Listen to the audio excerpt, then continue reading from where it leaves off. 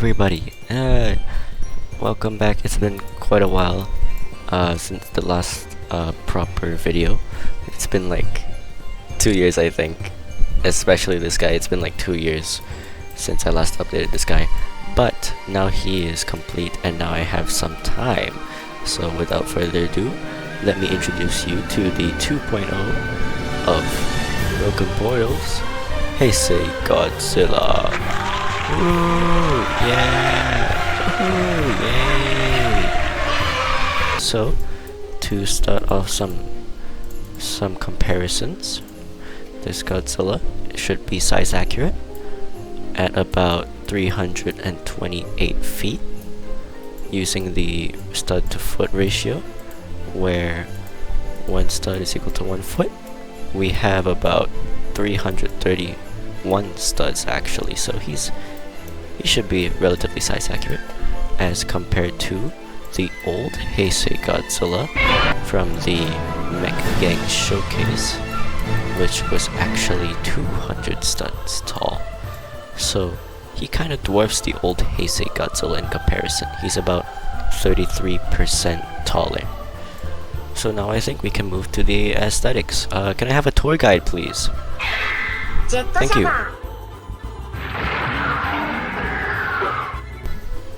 Okay, so now we have the most important part of the entire mech. We have the head. Now this head was a bit of a challenge for me because I wanted to encapsulate the feeling of the Heisei Godzilla suit in general, apart from the Return of Godzilla suit. But this entire mech has primarily been based on the 1991 design of Heisei Godzilla from Godzilla vs. King Ghidorah, the Gido Goji suit. Now, for this head, I think I've nailed it pretty well. I've modified it quite a few times, and I think it looks the part. Looks very feline, looks very fearsome. And as we can see here, we have the double rows of teeth with a nice gradient. We have the mouth with actually a movable tongue. Yeah, that's so lifelike. And we have the eyes here to stare off into you and invoke that fear. Oh yeah. And then we have the eyes, which are covered in this glass to make it seem a bit more realistic and not get so much shine or look so flat. We have some ears with some little bit of depth, and we have all the head spikes to give it that sort of bumpy look from the side and from the front, making this guy look very, very Godzilla-like. Let's move down. As we can see here, we have the dorsal plates.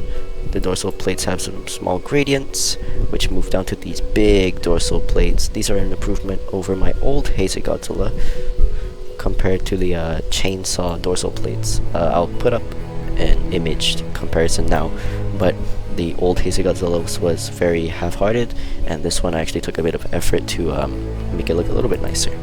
So there's nothing much more to see here other than the fact that it's actually accurate. These dorsal plates resemble the suit's one. Now to the torso and the arms.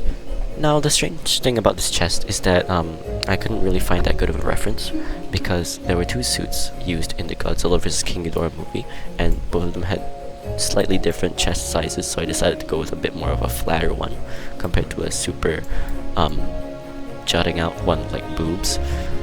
So we have this where it juts out just a little bit, but enough to know that it is an early Gido Goji suit. And here we have the arms, which are very, very thick, very, very wrinkly at that. See those wrinkles, and we see those hands. Wow, these hands were quite a bit of a challenge because we had to make the nails look nice while being oriented in such a way without resorting to angle blocking. But it works, so hooray on me. I'm the best. Okay, let's move down to the lower abdomen and the legs. Okay, so here we have the abdomen, aka the giant diaper. This is the nightmare of all kaiju builders because you have to transition not only to the thighs, but also to the tail in between the legs. And that is everybody's worst nightmare. But luckily, it was pretty easy here. because you can actually make the legs collision off and have some gap filling, and you won't really mind the transition. So hooray!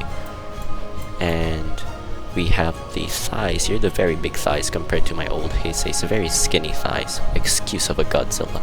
Anyway, these thighs have a little bit of shaping. You can see a little crevice, a little bit of bumpiness, and a little bit of muscle.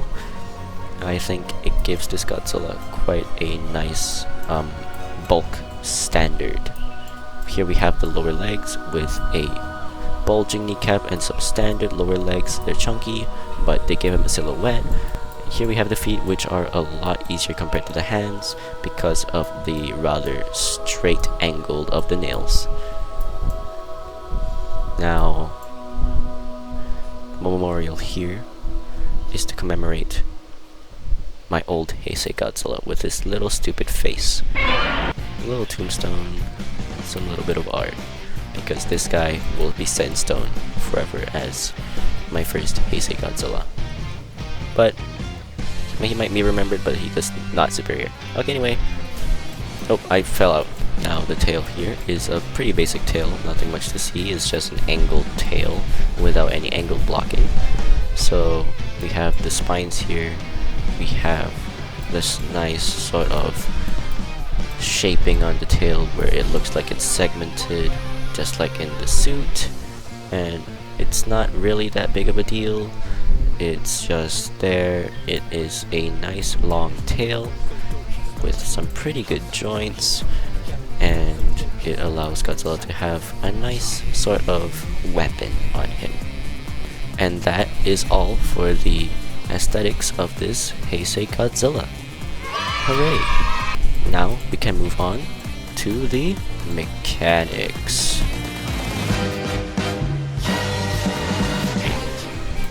There's not much mechanics to talk about because this is just a standard hinge mech, albeit he is quite a little bit laggy, so he will move slower than the rest because of his massive size. He is around 75,000 parts, which is quite a big deal. Now, this Heisei Godzilla has a rather limited range of motion, but enough motion for him to be a bit lively. So he's got an opening mouth of 45 degrees with that movable tongue. His head and his entire neck can move around. So he can look up and down, he can slouch around, he can look left and right a bit. And his arms have a little bit of mobility so that he can look relaxed and also move his arms up. His crunch is pretty good. His motion of left to right on his torso is pretty okay. His legs are a bit more on the wide range of motion side, where he can actually move his legs out pretty much like that, quite a bit. His knees can bend a little bit so he can look like he's sitting on his tail. And yeah, he can somehow jump. And his tail is just a tail. His tail has a lot of mobility. He can just swing it around all the way like that, and he can whip and destroy anybody.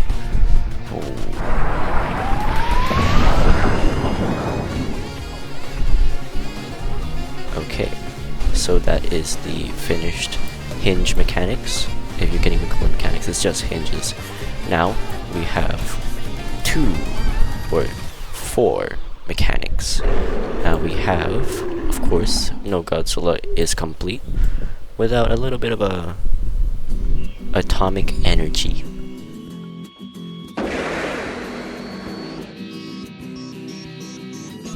Alright, there is the glowing spines. Now of course it's in this nice bright blue, and because his spines can glow, what does that mean? He can do a deadly atomic breath.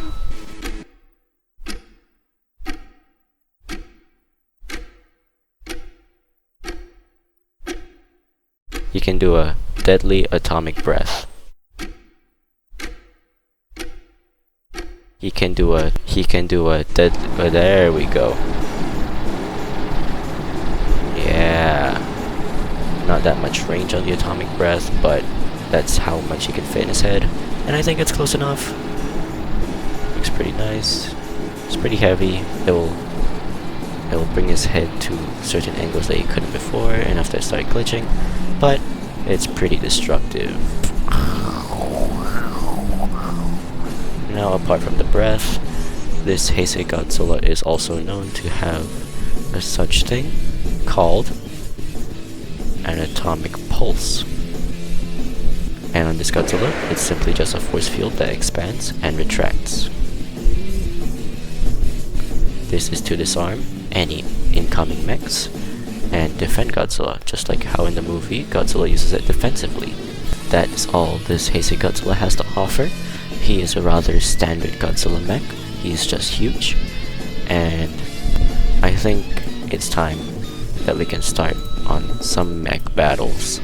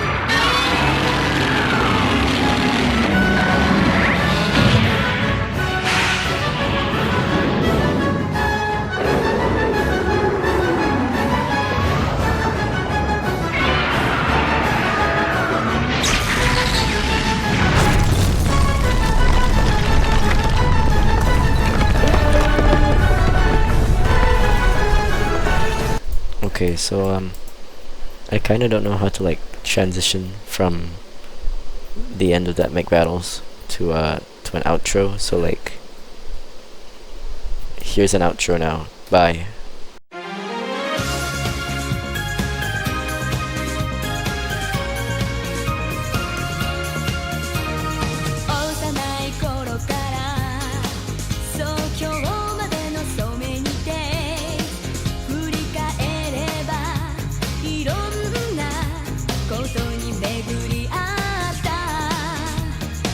And it's got all the spikes on his head. Oh, you're awake. Good morning. I'm recording. Good morning. I'm gonna deafen just for a little bit, okay? I didn't think you'd wake up. Unless you want to voice in the video. You should leave this in as like a blooper. You should leave this in as like a blooper. Okay. So you wanna stay on?